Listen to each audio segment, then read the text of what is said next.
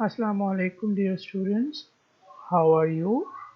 You are listening the voice of your course instructor Dr. Muhammad Faisal Fareed for Human Resource Management. So far we have talked about many concepts. This week we have a new topic, and that is training and development approaches for teachers. On the job training and off the job training. So before we go in detail about these constructs, let's have a quick look at training and development. So training is acquisition of knowledge, skills and competencies as a result of the teaching of vocational or practical skills and knowledge that relate to specific useful competencies. The heart of a continuous effort designed to improve employee competency and organizational performance. Training typically focuses on providing employees with specific skills or helping them correct deficiencies in their performance. Development, on the other hand, is a broader term that includes training as one and only one of its methods for encouraging employee learning. There were different points which differentiated between training and development, and that we have discussed in detail in the previous lecture, like training is time bound, development is continuous, training is often imposed, development is optional, training is dependent on a trainer while development is independent of a trainer. Training is based on an external agenda while development is based on internal agenda. So the learning outcomes of this particular lecture is that while going through these contents you will be able to learn about what are training and development approaches for teachers, on the job training and off the job training. So you can see here the teaching is an ongoing professional activity rather than something that can be mastered once and for all through the acquisition of restricted set of skills. And you can see here the teaching is not a one-time activity, rather it is an ongoing professional activity. The beginning teachers require both professional and organizational socialization. What they need is they need professionally and organizational socialization. For that particular purpose, there are two types of things which takes place. One is orientation and other is induction. We have already discussed this thing in previous lectures that teaching is the most incredible, demanding and challenging profession amongst all professions. Induction is relevant to anyone starting a new job or commencing work in a new environment. Induction has only one clear aim: to enable an individual undertaking a new job or responsibilities to become fully effective in their new role as soon as possible. As far as teacher orientation is concerned, it encourages the teacher's confidence and helps them to adapt to the teaching environment. That's why he is looking for the organizational socialization. Beginning teachers should have ample opportunities to observe colleagues, and when they themselves are observed, the focus should be on development, not evaluation. This is very important point, that while they are observing their senior most people, and they are trying to learn things from their seniors. But when they are being observed, then the seniors must take care of this thing, that they are observing their young ones for the sake of development, not for the sake of evaluation. Now, one can say that teaching needs to be refreshed and developed with the passage of time as new ideas and approaches towards teaching and learning are discovered. This emphasizes the need of development activities for staff to update and enhance their professional skills. Now, teacher training approach.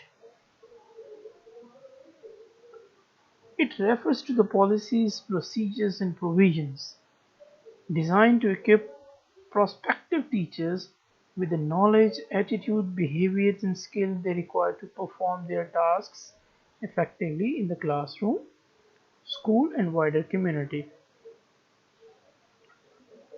Teacher training approach considers all those policies, procedures, knowledge, attitude, behavior, because these are needed to perform the task of teaching and all the related tasks which are related with the teacher. So they are to be performed in a very good manner so that efficiently and effectively inside the walls of a classroom, inside the boundary of a school, or in a wider community. Initial teacher training or education, a pre-service course before entering the classroom as a fully responsible teacher. Now, this tells us that there are two main types of teacher trainings. One is pre-service, like you people who are sitting in this course of MA Education, Leadership and Management. You are in a pre-service course and you are learning all the basics of teaching. On the other hand, teacher development or continuity or continuing professional development, continuing professional development and in-service process for practicing teachers, like teachers who are in job, and when they are offered trainings, it means that they are given an in-service training for their job. Teacher development is very important. Professional development consists of all natural learning experiences and those conscious and planned activities which are intended to be of direct or indirect benefit to the individual, group, or school, and which contribute through these to the quality of education in the classroom. It is the process by which, alone and with others, teachers review, renew, and extend their commitment as change agents to the moral purposes of teaching, and by which they acquire and develop critically the knowledge, skills, and emotional intelligence essential to good professional thinking, planning, and practice with children, young people, and colleagues through each phase of their teaching lives. So, as we have already talked about, that development is personal bound, and when it comes to the professional development, it means that you are giving some natural learning experiences which are cautiously planned and which are time bound. They have direct or indirect benefit to the person whom you are giving those. whether they are taking place in a group or in a school, and they improve the quality of education in the classroom. Teacher development, as we have already talked about, it's a process through which teacher reviews, renews, and extend his commitment as a change agent. Now, teacher is the change agent who brings change in the life of his students, in the life of the people of the society, through his knowledge, skills, thinking, planning. So, all people around the teacher are influenced by his influence. The teaching process involves several steps. Now, training is not a single step entity. Whenever there is a training, there is a need assessment. Because need assessment diagnoses present problems and future challenges to be met through training and development. Lot of money is spent on this aspect so that they know what are actually needs, and after these need assessment, which occurs at two levels, one is the group level and the other is the individual level, all the training programs are prepared.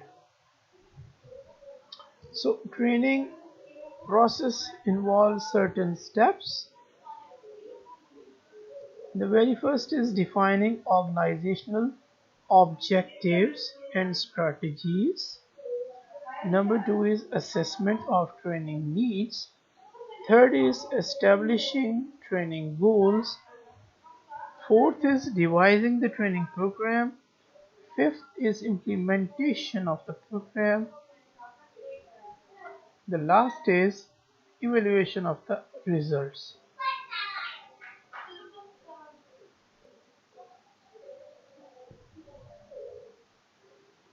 Now, there are fivefold hierarchy of impact of training on people. While you are doing a training, then there comes impact of that training. There are five levels discussed here. We will go one by one. The first level relates to the participants' reaction. The participants' reaction towards their satisfaction about their training, the content, the process, the pedagogy, the context in which they are sitting. For example, the size of the training room in which they are sitting. If it is a season, a hot season, then they will be looking for the other facilities like the air conditions and all those things, and they will be looking for the water and all related essentials for people who are sitting in front of the trainers. That is the first level, that whether the participants are satisfied with the content which is being offered to them, the process through which they are passing through, the pedagogy, the way the trainer is training, and the context, etc. Level 2 relates to what the participant think they have learned in terms of cognition, effect, or behavior. Now, this is very important. Normally, whenever there is a training, participants come out and they say we have learned nothing, it's just wasted of time. But it is very important, while you are planning training for your teachers, you have to be very careful and you have to be very focused that the learner must learn something related to their cognition, their effect or behavior, because positive change in behavior is what the outcome of a training may be. On the level 3, which relates to the organizational support and change, whether the school values CPT in general and sports specific changes being advocated as a result of it. Now, there is the importance of organizational support and change. The head teacher, the principal, the local administration. So whosoever is there, their commitment should be there so that they should value and support the specific changes being advocated as a result of it. Level 4 relates to the participants' actual use of new knowledge and skill, like they have learned something, so that is their new knowledge and skills. So it measured a reasonable time after the CPD has ended. Level 5 relates to student outcomes. Of course, for the teachers, if you are planning or you are giving them training, its outcome will be the student's outcome. It is virtually impossible to prove that a specific instance of CPD caused a particular student outcome. Now, on the job training, as we have already talked about, sometimes it is the only method of training available to the organizations. The most common on-job training type of training includes orientation, job instruction, internship, apprenticeship, and coaching and job rotation. Now, on-the-job training offers several benefits to the organization. It is relatively inexpensive. Trainees produce something while learning, does not result in work disruption, does not require elaborate preparation like selection of place, arranging facilities, and drawing trainees, and quick feedback is available to trainers because it is on the job training. You are on the job and you have been given these types of job. So whenever we talk about systematic on-job training, it involves 4 steps. The first one is prepare the learner, second one is present the operation, third is do a tryout, and fourth is follow up. We will discuss one by one in detail. The first one is prepare the learner. So you put learner at ease. He is not in tension. So second is explain why he or she is being taught. That is very important. Then you create interest, find out what the learner already knows about the job, explain the whole job and relate it to some job the worker already knows. You place the learner as close to the normal working position as possible and you familiarize the worker with equipment, material, tools and trade terms. The second thing which is in this list is present the operation. You explain quantity and quality improvements. You go through the job at the normal workplace. You go through the job at a slow pace several times, explaining each step between operations. You explain each and every aspect of that particular operation. You explain the difficult parts, and those errors are likely to be made in which errors must are likely to be made, so you explain them again and again. You again go through the job at a slow pace several times, explain the key elements and have the learner explain the steps as you go through the jobs at a slow pace. Do it, do a tryout. Now that is very important. Have the learner go through the job several times, slowly explaining each step to you, correct mistakes, and if necessary, do some of the complicated steps the first few times, run the job at the normal pace, have the learner do the job, gradually building up skill and speed. As soon as the learner demonstrates ability to do the job, let the work begin, but don't abandon him or her. The fourth step is, of course, follow up, where you designate to whom the learner should go for help. Now you place someone and you tell the learner whom he should go for the help. Gradually decrease supervision, checking work from time to time, correct faulty work patterns before they become a habit, show why the learned method is superior, and you complement good work. So these are the 4 steps to whom you go and you create the on-job trainings. Off-job training, as the name itself suggests, it occurs away from workplace. This is often necessary to get people away from the work environment to a place where stress, frustration, and muscle of work are eliminated. You take the people off to the job, and there you go and you do. Normally, in a workplace environment, there is a stress, frustration, and tensions are there. And if you want to give training to the people, they may not achieve those particular things which you think that your training will give them.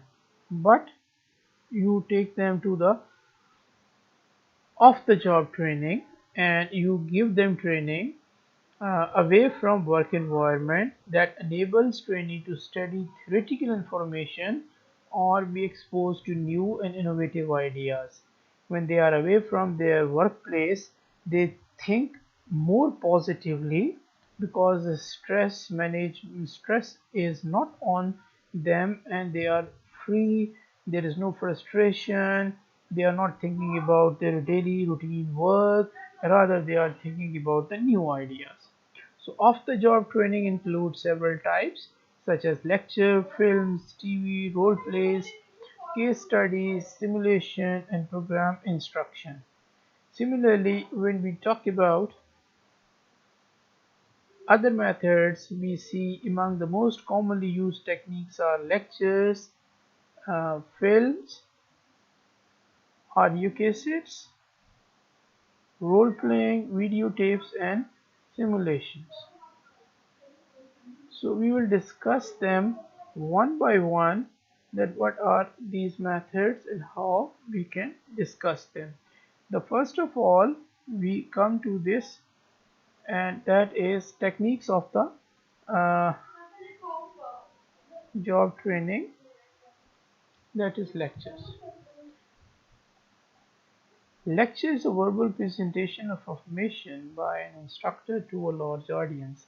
As you people are listening to the lectures from everywhere, the teachers are coming and giving you lectures. So lecture is a verbal presentation of information by an instructor to a large audience.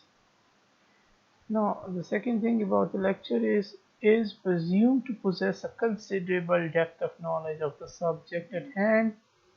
A virtue of this method is that can be used for very large groups, and hence the cost per trainee is low. This method is mainly used in colleges and universities, though its application is restricted in training factory employees. Like you people are listening lectures, so every day you have lectures. Some limitations are here. Everyone knows for its a low popularity graph in trainings and all those things. The method violates the principle of learning by practice, constitute a one-way communication, there is no feedback from the audience. Continued lecturing is like to bore the audience. To break the boredom, the lecture often restores to jokes and other attention getters, because normally there is 10 to 15 minutes span time of attention, and once you are there, your eyes start to open up and your face become very wide. So at that particular time, if the teacher cracks a joke, then you are interested and you are listening it again. So this activity may eventually overshadow the real purpose of instruction. However, the lecture method can be made effective if it is combined with other methods of training. So if we have other methods of training, we can use it more effectively.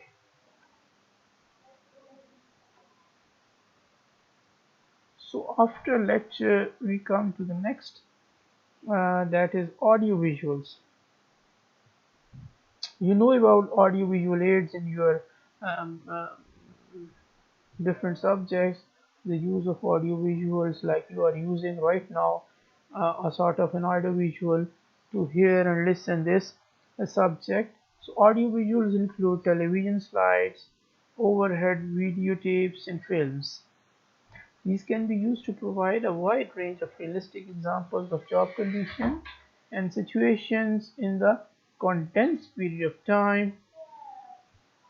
Further, the quality of presentation can be controlled and will remain equal for all training groups, but audiovisual constitute a one-way system of communication with no scope for the audience to raise doubts for clarification. Further, there is no flexibility of presentation from audience to audience. The next is program instruction. Another very important method. This is a method where training is offered without the intervention of a trainer. Information is provided to the trainee in blocks, either in a book form or through a teaching machine. After reading each block of material, the learner must answer a question about it. Feedback in the form of correct answers is provided after each response. Thus, program instruction involves presenting questions, facts, or problems to the learner, allowing the person to respond, providing feedback on the accuracy of his or her answers. If the answers are correct, the learner proceeds to the next block. If not, he or she repeats the same.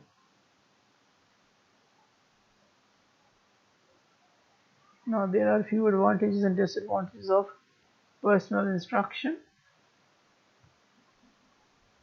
The main advantage of PI is that it is self-paced.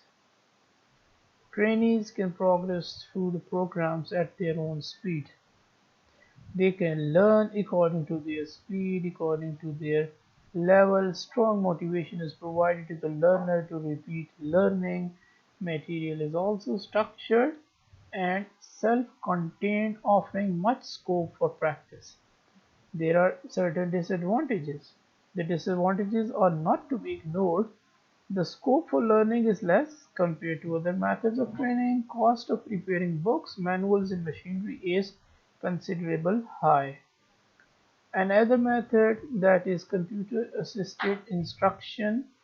It is an extension of the PI method. The speed, memory and data manipulation capabilities of the computer permit greater utilization of basic PI concept. Chi is an improved system when compared to the PI method in at least three respects. The three respects are: Chi provides for accountability as tests are taken on the computer so that the management can monitor each trainee's progress and needs. Second is, a Chi training program can also be modified easily to reflect technological innovations in the equipment for which the employee is being trained. And the third thing is that this training also tends to be more flexible in that trainees can usually use the computer almost any time they want and thus get training when they prefer.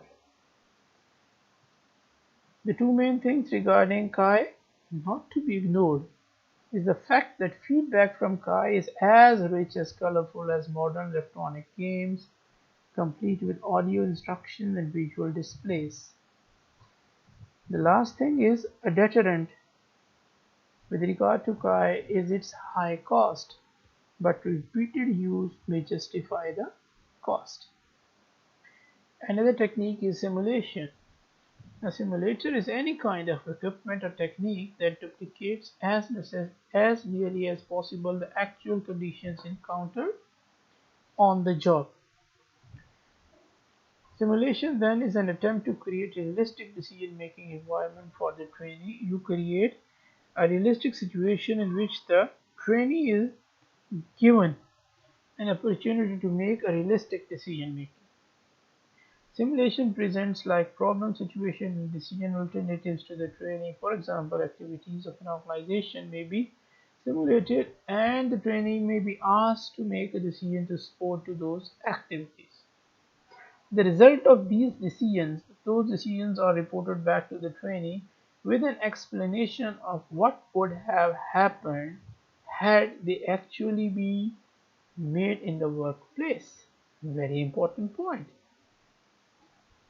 Whatever the results, whatever the decisions the trainee makes, you come with those decisions and you report back to the trainee the results of those decisions, and then you explain that what would have happened had they actually been made in the workplace.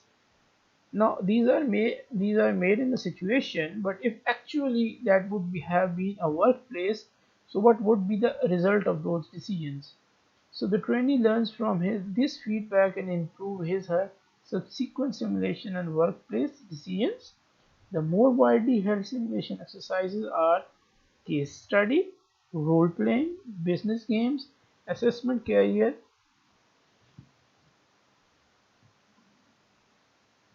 So we are going to discuss here case study.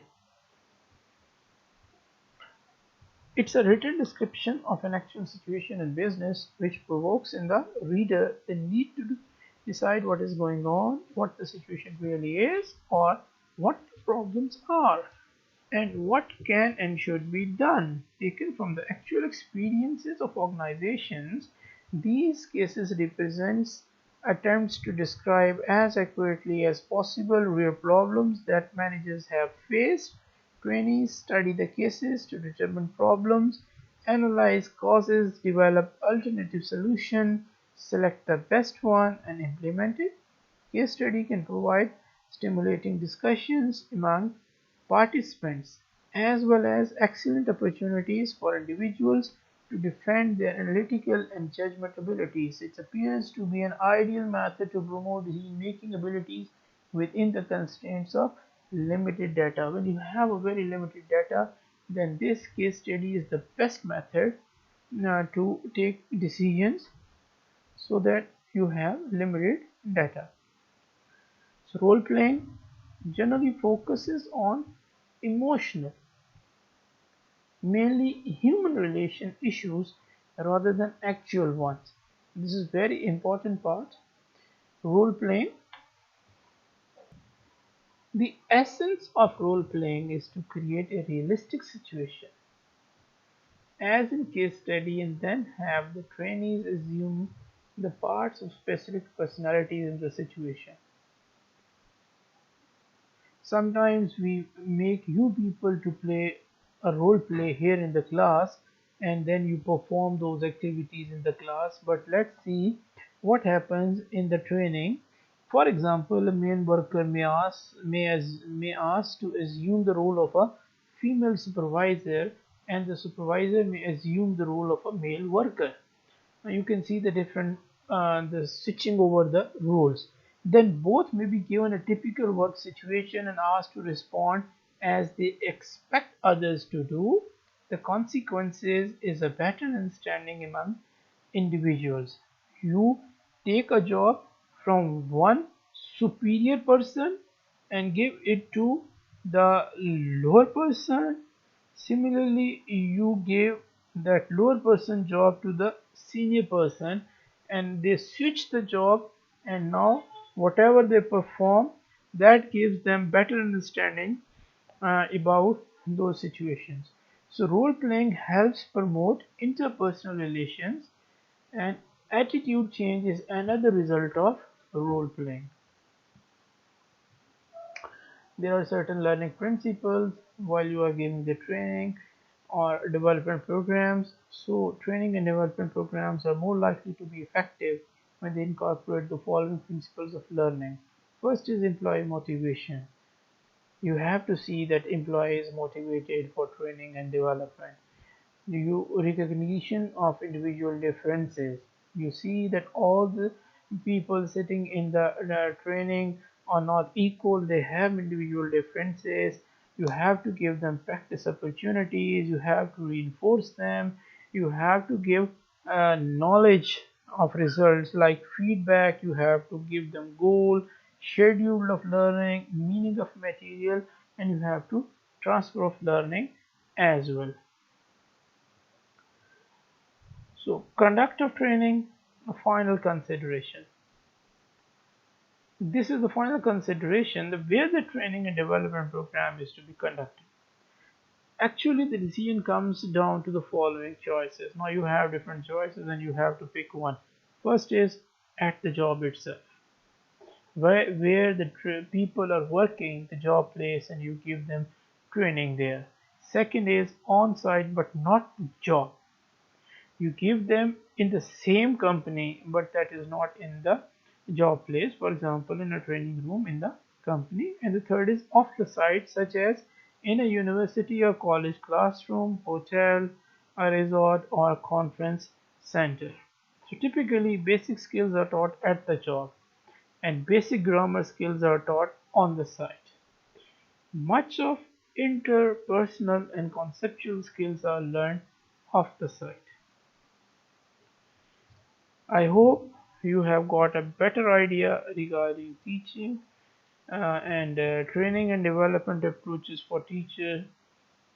Now you have to write a detailed note on training and development approaches for teacher as your assignment of the current lecture. Hoping for a better future. Thank you very much.